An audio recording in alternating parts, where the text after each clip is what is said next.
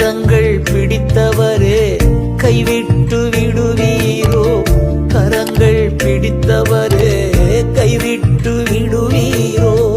இதுவரை நடத்தி வந்த எபினேசர் நீர்தானையா, இதுவரை நடத்தி வந்த எபினேசர் நீர்தானையா.